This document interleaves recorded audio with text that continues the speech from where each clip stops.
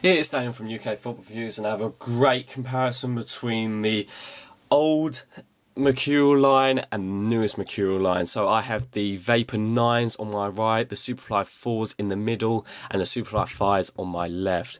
Now what you find is that Nike have really developed the Mercurial line for one purpose, which is generally for speed and lightness. Now what you find is the Vapor 9 is the lightest boot out of any Mercurial line, purely because of the materials that it's made from.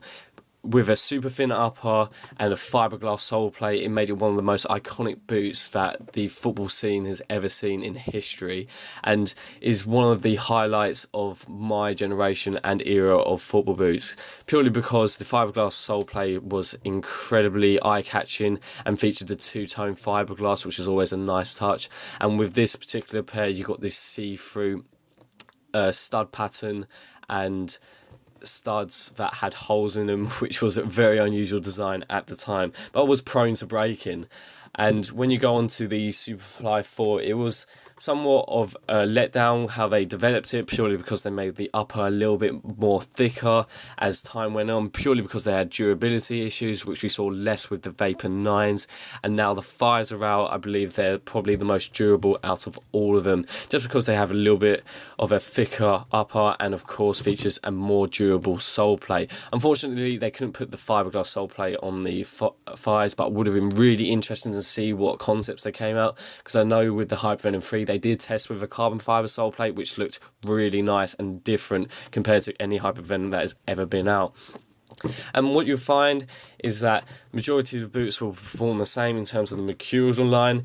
The only thing that has really changed is the stud pattern. What you're going to find is that the stud pattern on the 4s is really variable, whereas the Vapor 9s had a minimalistic sole plate with very few studs. I can only count around 8 in total, 2, 4, 6, yet 8 studs in total, whereas the Superfly 5s had a lot more aggressive sole plate and featured much larger studs, just to give you that little bit extra grip and well, traction I should say, and they're a little bit larger, I believe, if you can see that in the photo, in the screen rather, just a little bit larger on the 5, so just that little bit more traction in possibly a soft ground environment.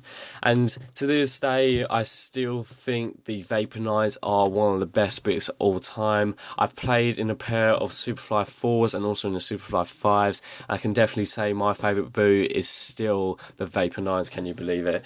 And were the top of the range boot during that time, because they skipped the 3 to the 4 without the Vapor 9 line. So what you find is that there's a skip in generation in terms of what you're going to find from the Superfly 3 and the Superfly 4. I do have a pair of Superfly 3s and will be reviewing that soon. It would be really interesting to compare all 3 models from the newest generation of football boots, as you could say, the 2010 upwards era.